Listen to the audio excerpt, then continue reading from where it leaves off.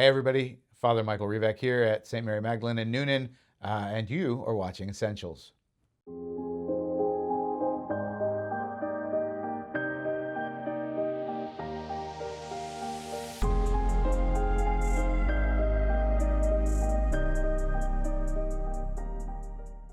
Our last video, we talked about how can I be sure that I can know God? How do I come to know God? Talked about that comes through Scripture and tradition. How can I be sure that I know who God is the way He wants me to know Him?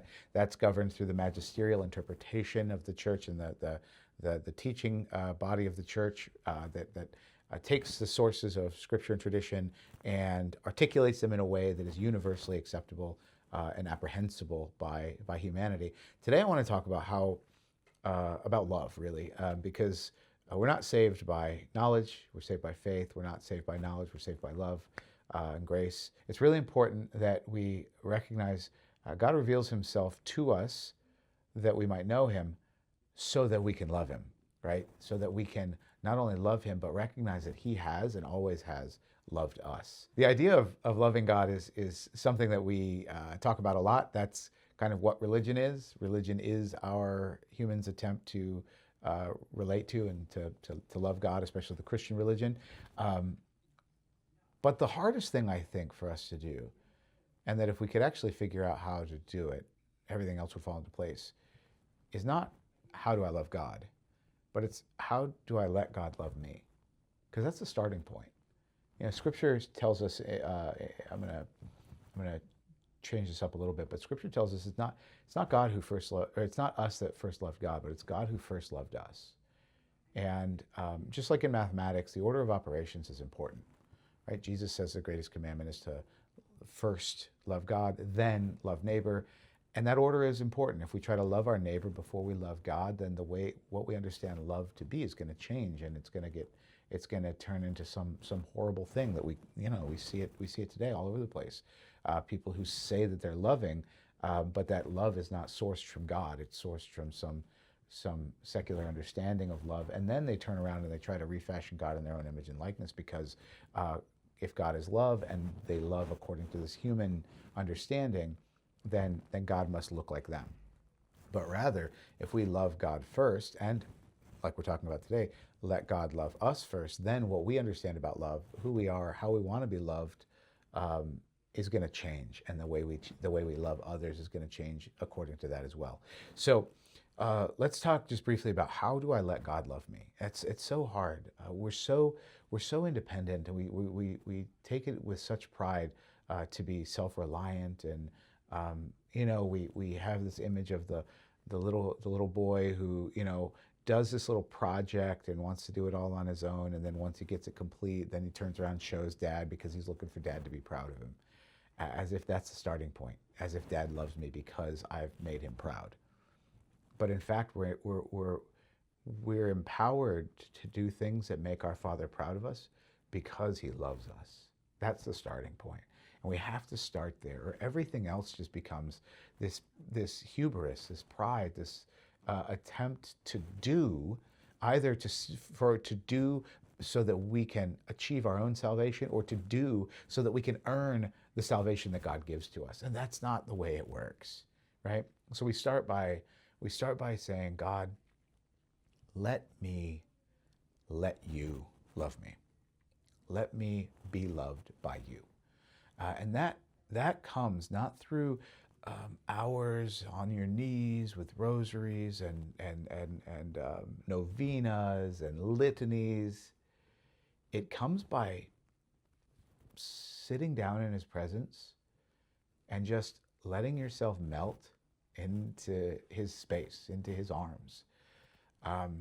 When we come and we do like this active prayer all the time, that's a good thing. I'm not knocking that at all. That is us loving God back. That is us loving God. God, I'm going to say how great you are in this litany, or God, I'm going to spend time with your mom, who we mutually love, with the rosary. That's all great. But when we're doing that as we are, right? That's we're taking who we are and we're doing an activity.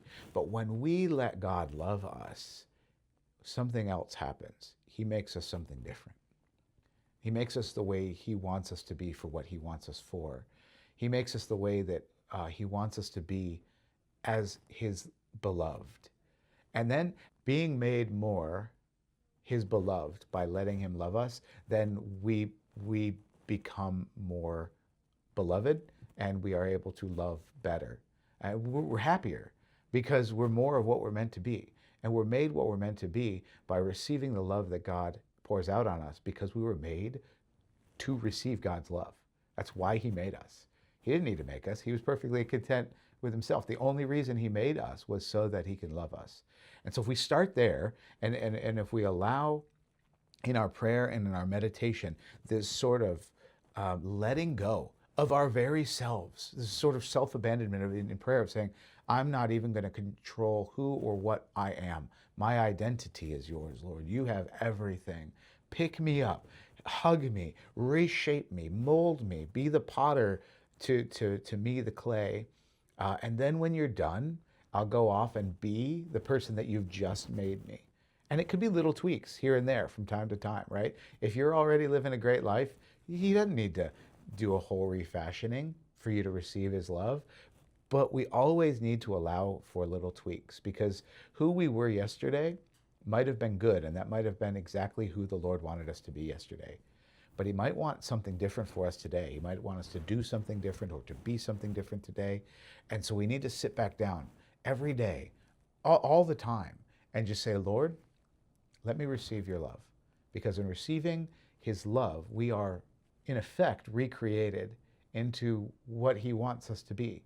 And what he wants us to be is to be his beloved. So if we start there, everything else falls into line. This is how the martyrs endured all the horrible things that happened to them. Not because they loved God first, but because they let God love them and make them who he wanted them to be, his beloved sons and daughters. And that's exactly who you are. So I hope you'll take time in your day and in your prayer life that you have to make sure you make space to not do anything, but to let God do for you, to receive his love, to let yourself be loved, to be remolded, refashioned, and to be made into God's beloved friends. Anyways, hope that made sense, but practice that, okay? Because once you figure out how to let yourself be loved by God, it changes everything. Till next time, God bless you.